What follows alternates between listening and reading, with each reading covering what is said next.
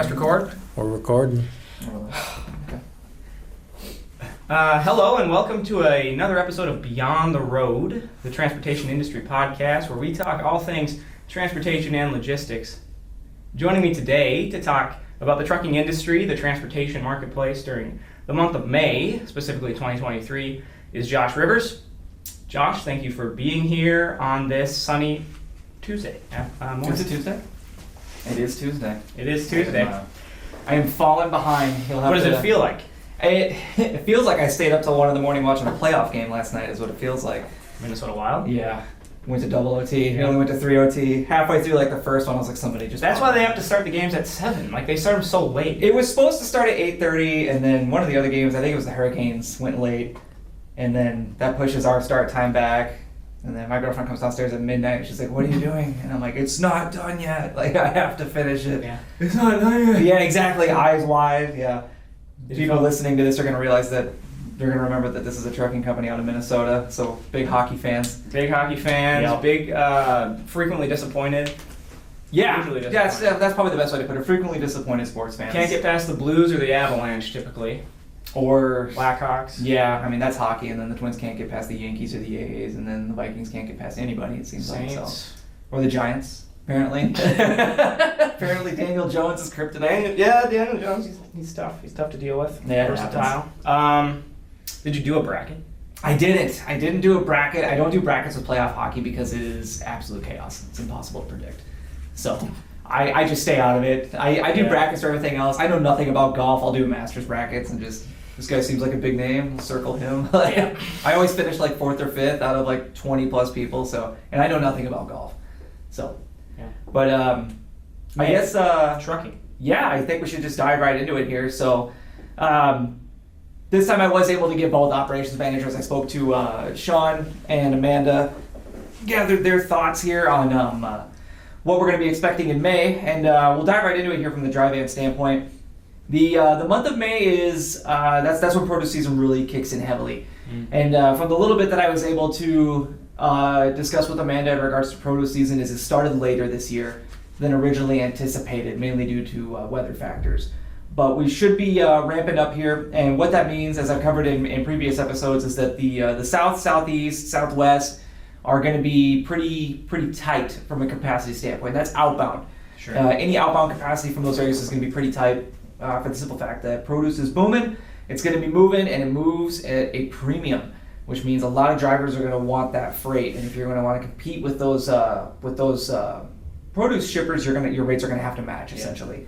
So that's something to be cognizant of as a shipper out of the south, or if you're a shipper or anywhere that's moving freight out of the south. Just be mindful and cognizant that if you basically draw a line from the Carolinas and follow every state's border down and over to the west, so the Carolinas, Florida, Georgia, Louisiana, Alabama, Mississippi, Texas, Nevada, Arizona, California, Southern California, that's all places where produce is grown, and that's all places where produce is going to be moving. Yep. So that's where you're going to be fighting the most with rates. Yep. That being said, we've been experiencing some pretty wide open capacities from a dry van side of things. Really? And I mean, like I said, produce has been slow to kick in. So we've had some really good capacity. And one more thing before I get too far ahead of myself is if you're a shipper and you're moving freight into the south, this is a great time to take advantage of that, because rates heading south are going to be pretty cheap because that's where the good freight is. So drivers will take a slight hit on the front end to get to an area where they know they're going to get paid. So something to keep in mind. But until it really flies into full swing, we have had really good capacities for dry vans in other portions of the country. I would expect that to continue through the month of May. Like I said, if it's not in the south there, shouldn't be too much of an issue.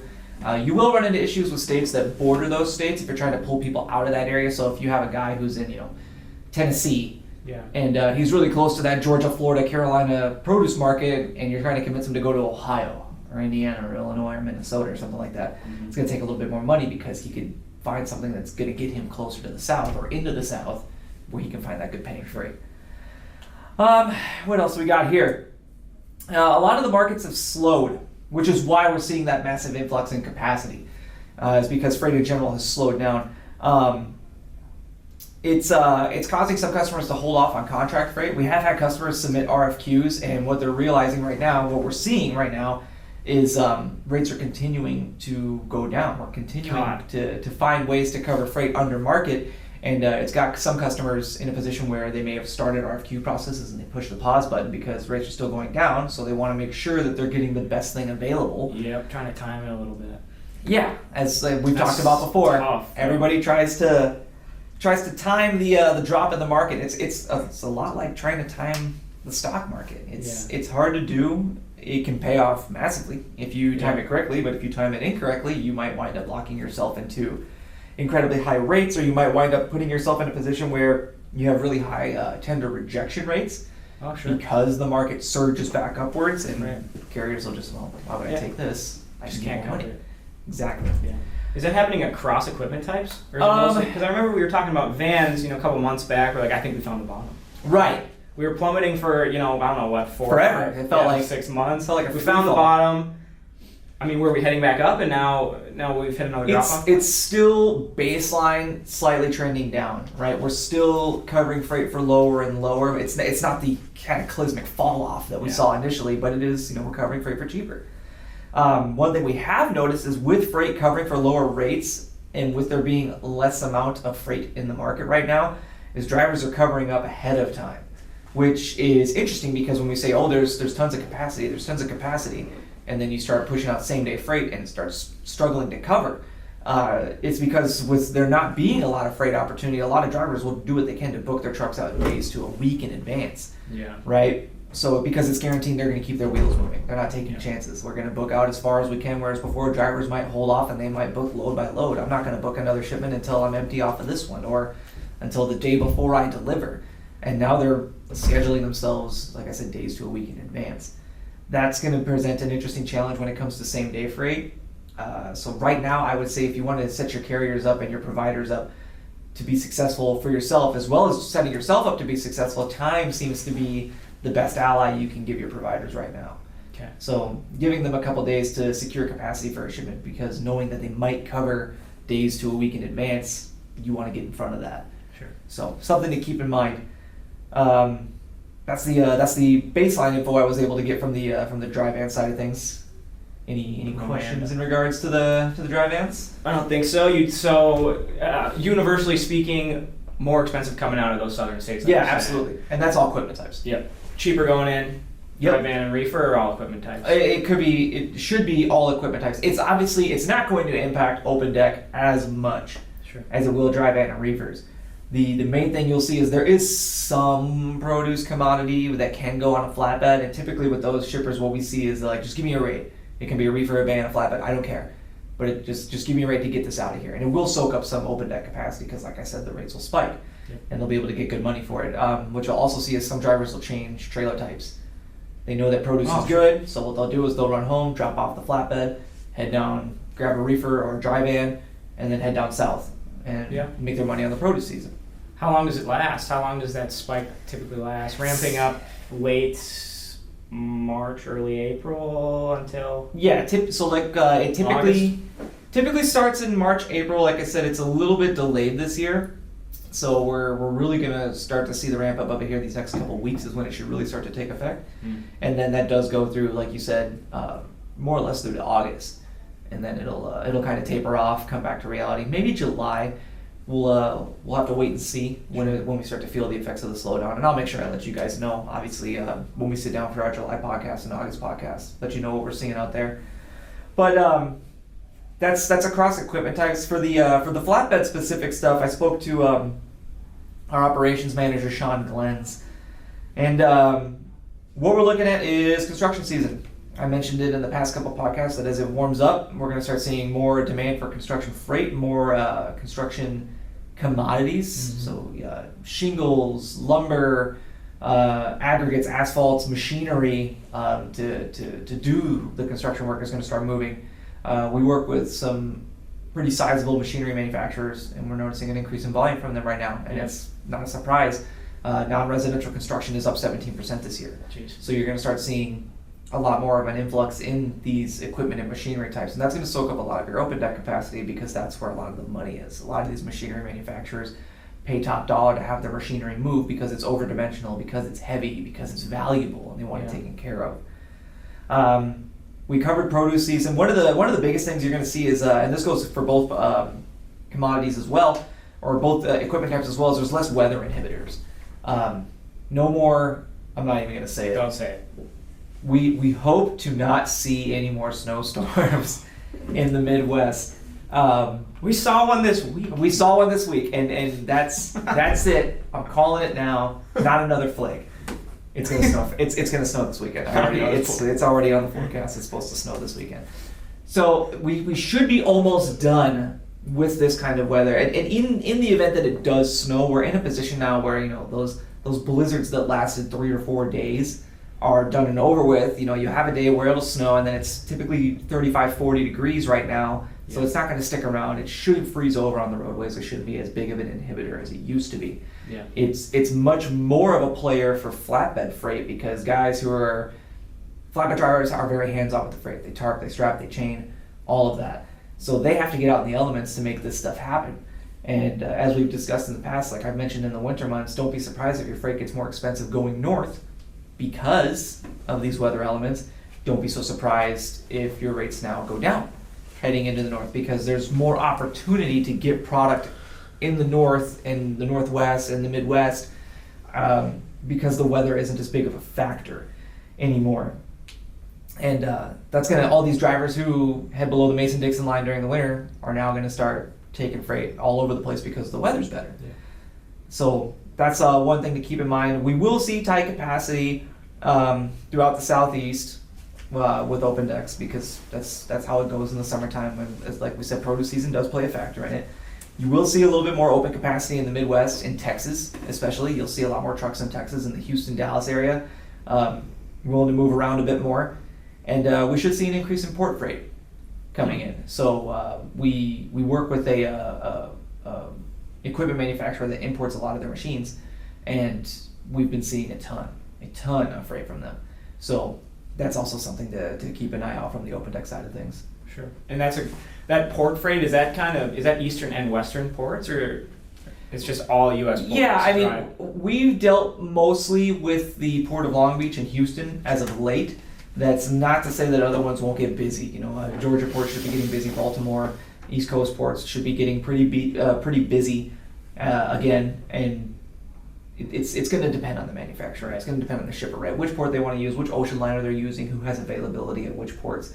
You should see an uptick in general at all ports, but I think you could probably pin it down to the highest upticks coming in the big three in Baltimore, Houston, and Long Beach. Sure. Gotcha. So that's something to note for sure. Yeah, absolutely. You mentioned earlier that we're seeing across the board cargo volumes down. Yes. Do we understand what we can attribute that to, or is it hard to make generalizations? I mean, we've talked about it before, where it's just, there's not as much product being sold right now. And typically, I mean, it's not to be all doom and gloom. We typically see March is a really high spike in freight because we're coming out of the winter months and it's an end of quarter. Yeah. So there's a really high spike in outbound volumes because people are able to move stuff and it's the end of quarter, so they have to get it out for inventory purposes. Whereas April, there's a little bit of a cool down because it's not quite as hot as it was for that end of quarter. And then we've noticed that things tend to ramp back up again in May. Gotcha. So I would expect the same in May. As it stands right now, markets have slowed. Will that continue into May? I'm not 100% certain. We just know that it's lower than it has been in the past right now, based in terms of volumes of outbound freight. So will that continue into May? Maybe. My gut says no, that it should level out and just still be at what a typical May is, which is busier. But we'll have to wait and see. Yeah, and intuitively, as freight volumes ramp up, you would think those freight rates might be coming back up a little bit. Yes, and it's all going to depend, right? Markets are going to have a lot to say there from a localized standpoint. So anywhere where there's more freight than there are trucks, you're going to have higher rates. That's just supply and demand. As it stands right now, there's not a lot of those places around. There's still good paying freight out there. There's still markets that are hotter than others. But as it stands, we haven't reached those points where we had, thousands of readily available loads for 25 trucks in the area or 50 trucks in the area. where you're basically, it's a bidding war to get somebody to take this freight. How much is that guy paying you? I'll pay you 25% more, 50% more. Just take this, please. It has to go. You won't see that kind of intensity again. At least for the immediate future, it shouldn't be an issue. Sure. Are you, or is anyone on your team or anyone around you still experiencing or running into frost laws effects at this time of year? In some places, possibly. Seasonal It's all exactly. It's all seasonal, and it's all up to the locations, the regions. Certain portions of the country are going to have different frost laws than other portions of the country, and same thing with Canada.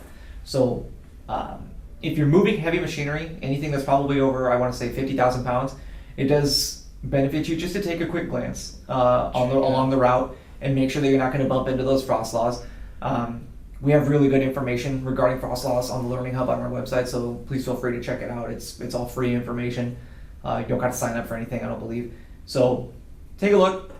It'll help you give it a little bit more of an understanding of what frost laws are and where they might be most impactful. Right.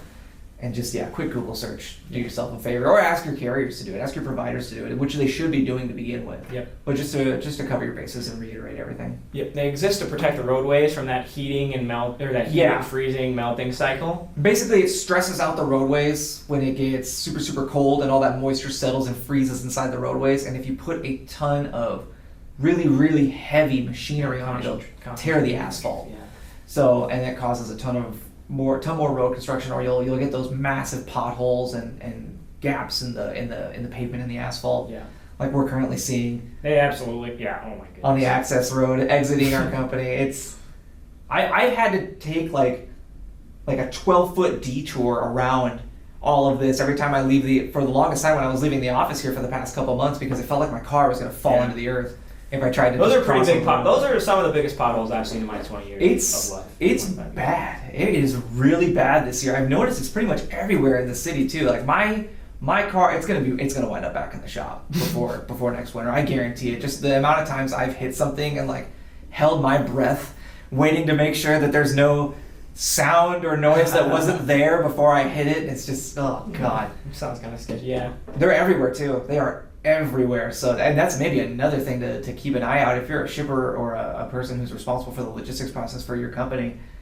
I would probably expect on seeing a few more blown tires this year than I have in the past, because it is, at least in our area, in the St. Cloud area, and I've seen videos of buddies of mine driving around Minneapolis and them showing the potholes that they're seeing, and I don't want to say that it counts for everywhere, but if anywhere else in the Midwest is similar to this, there is some serious work to be done on the roadways, and I would not be surprised at all if there was an uptick in breakdowns because of it. Yeah. It's a hot topic at this time of year, and we should probably touch on it. DOT Blitz Week in May is coming up. Yes, was it the 16th to the 18th? I believe so. Tuesday to Thursday, I think it's, Yes. So we also have really good information on that on our Learning Hub as well regarding Blitz Week, what it is. A quick summary of it is that Blitz Week is a 1 week period where the Department of Transportation basically chooses that time where they're going to increase inspections on drivers and increase the what's the correct word I'm looking for here? The intensity, maybe the scrutiny, the eye of Sauron, if you will, which is looming the highways, is now going to be a little bit brighter and a little bit broader, and it's going to be looking for things that's quite a bit. Yeah. Broader. Right? So, and every year is different. They have a specific set of things that they look at, right? So one year they may put a lot of emphasis on trailer lights and wiring and making sure those are up to snuff. And other years it might be brakes and tires and making sure those are up to snuff. I'm not certain what this year's is. This year is anti-lock braking systems. There you go. And there's one other area of concentration. So that's what they're going to primarily focus on. It doesn't mean that other parts of the inspection process are free and clear, but that is where the main focus is. So what does that do to you as a shipper? What does that do to your capacity? Blitz Week capacities drop because drivers will take that time to do maintenance instead of, even if drivers are confident in their fleets and they're confident in, being up to snuff. It's not really worth it, if you miss something breaks while you're in transit, you don't know it, and you get pulled over for an inspection, all of a sudden you get hung up on that. Yep. It's an expensive ticket. nobody wants to deal with it, and then you're going to be shut down anyways if it gets busted. So a lot of drivers will just, you know what, I'm just going to park it. Let's do some maintenance. Let's put some new tires on it. Let's take a look at the brakes while we're at it. Let's get the trailer lights replaced if I've got any light bulbs out. Maybe get an oil change or get new equipment put on the truck. Yeah. They'll just take that time to do maintenance, get the truck in tip-top shape and ready to run the rest of the summer. Right. Yeah, and they don't want to get pulled over because then they're going to get points on their MC number. Oh yeah, against their MC numbers, their SCAT codes. But it's crazy. I'll read you some stats here. But I love stats. Yeah, it's good. Give me the numbers. It's crazy the amount of work or the amount of drivers that they can pull over, and like you mentioned, we do have a resource on our learning center that kind of talks about it, how intense this is. Yeah. But whoever I'm talking to about this internally is always like, this is a huge thing that happens in our industry. Oh yeah. It's a big deal. It's very disruptive. Let's see here. So it's across the United States, Mexico, and Canada. Yes.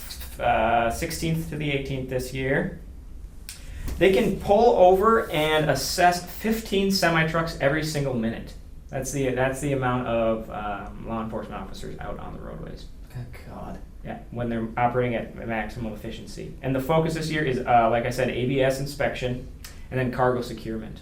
Yeah. It's akin to if you wanted to drive to a friend's house that was 4 hours away and somebody told you, like, you're going to hit the interstate and roughly every 5 miles is a state trooper. Yeah. And if you're over 2 miles over the speed limit, you're going to get pulled over and cited, and it's going to be the maximum. And they're going to be penalty. looking for things. Yes, and they're going to be looking. If they find for one thing, they're going to continue to. Yeah, say it's not just 2 miles over the speed limit. You fail to use a blinker. You use a blinker too soon, too late. Yeah. It's any reason to pull you over. You would think twice about taking that trip. Like, Yeah. might just give your buddy a call. Like, we should do this over Zoom, man. Like, why don't we let's have a charcuterie board night from FaceTime or something like that. But you would be less akin to jump on the roadways. Yeah. Because of the risk that it would incur. Definitely. And nobody wants to put themselves in that position. So if you have to ship over that period, expect it to be more expensive. Yeah, absolutely. Capacity is going to be... Because the guys who are going to run the gauntlet, so to speak, are going to want to get paid for it. Yeah. So, be mindful. Yep. What about... what else about May? What about, Memorial Day? Similar to most holidays. Memorial Weekend. Yeah. We'll probably see a fair reduction in capacity towards the start of that weekend. The big thing is going to be just like any other holiday that goes over a weekend or creates a long weekend, do not make drivers hold over it. It is exponentially more expensive. So if you can get that product out the week before or days before and have it maybe deliver on that Friday as opposed to picking something up on a Thursday or a Friday and holding it till that following Tuesday, even if the receiver is open on Memorial Day and they're like, yeah, we'll take it on Monday, don't worry about it, it's still going to cost you money because guys don't want to hold that freight for that long. Or they know that it may not even be that they necessarily don't want to hold that freight that long, but they know that holding freight incurs a charge, and nobody's going to leave money on the table. Yeah. Nobody's that nice. Yeah. That I know anyways. Right. Maybe I hang out with the wrong people. I don't know. Yeah. Yeah, it's hard to make your shipment cost effective over that period unless it's like, 1,000, 1,200 miles maybe? Yeah, I mean, if it's long mileage, sure, somebody's going to take it, but they're going to want to get paid for it all the same. Still, yeah. So unless it's really important, like, hey, we have no other way to ship this, there's no other date we can get this out, it has to go the Friday before Memorial Day. Mm-hmm. It is what it is. Then, I mean, you got to do what you got to do. Sure. Just be understanding of what to expect. Cool. Anything else? Any other tips for shippers? If you're your company's logistics manager and you are thinking about your network and what kind of carriers providers you're going to use during May, what are you thinking off the top of your head? If I am in that position, I am going to be understanding and cognizant of the fact that I'm about to get a whole lot more emails and cold calls from trucking companies and logistics providers because of the capacity that is available out there right now. So as a shipper or somebody who's in a position to make decisions based on their network, what I would suggest is this is a really good time to potentially entertain new options. When things are going well is when you want to evaluate your network. You don't want to get behind the 8 ball and be like, I can't find a truck, it's time to go find new carriers. No. Now is the time to start fielding these phone calls. Now is the time to start replying to these emails and taking a look at who might be the best choice for your network, who might be the best option to replace a carrier that maybe hasn't been cutting it, or to bring on as additional capacity when it does get busy. This is the time to do that, not when you're behind the 8 ball, because you're just gonna have so much more stress in your life if you do that. Get it done now, evaluate your providers now, take a look at who's available or who's interested in working with you, figure out what they bring to the table compared to everybody else, who's gonna be more personable, somebody that you're more wanting to work with, right? A lot of brokers and a lot of trucking companies bring the same thing as the next guy, right? Yeah. They're all gonna say the same thing. Well, we have a massive network. Yep, you and the other 45 We all know the same providers. people. Yeah, exactly. You work with 10 of the asset-based companies that have called me this morning already. So like, what's the deal? What's the difference between you and them? And I've always said it's a good idea to have a mixture of both. You want asset-based carriers in your network, and you want brokers in your network. Now's the time to evaluate potentially bringing out some new ones. And maybe if you've had guys that have just been dropping the ball, especially during this time frame, might be time to put their feet to the fire a little bit. Yeah. Is it more risky at this time of year or in this kind of market to be making price-driven decisions, decisions based solely on price? Carriers in general are taking freight at lower rates. That's the whole reason rates go down, is because carriers are willing to take lower rates. Mm-hmm. I don't fault people for looking for cheap options right now. No. Because the rates are on their way down. Why wouldn't you? Just be mindful of the fact that cheaper is not always better. And that goes for anything. And I don't think people need me to preach that to them. Like, you wouldn't get sushi from 7-Eleven. And if you did and you got sick, you wouldn't be surprised, I should say. So it's similar. You're speaking from experience. The lowest quality sushi I've eaten was from a mall. There was a sushi joint across the street. It sounds horrible. It was actually really good, and I never got sick. So maybe, I don't know. It was the ATS of sushi. It was affordable and conveniently located. All right. But so I would say, be cognizant of the fact that you are going to get lower rates.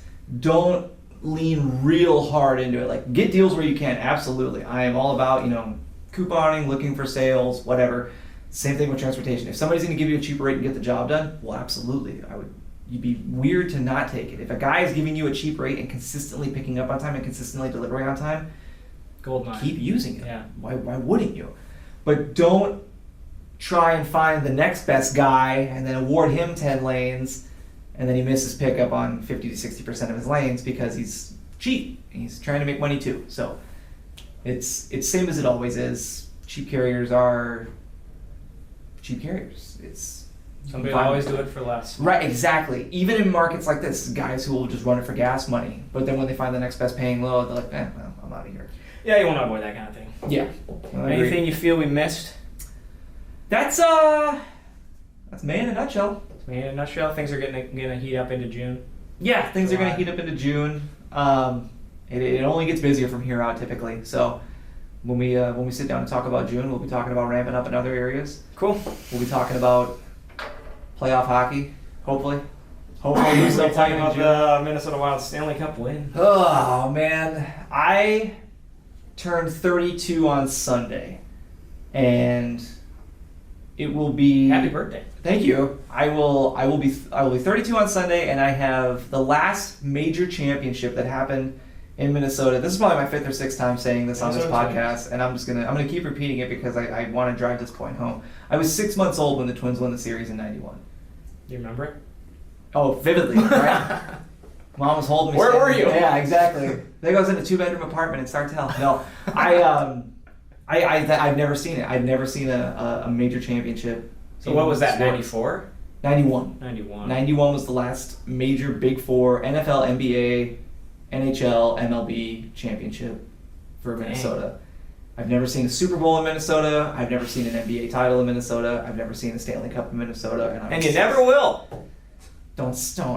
I need something, right? Like, the apocalypse is on the horizon, according to some people, and it's like, oh man, please, just one. Like, it could happen the day of, right? Like, they score the overtime goal, they win the Stanley Cup, and then the world ends. It's like, whatever. I saw it. It happened. It's fine.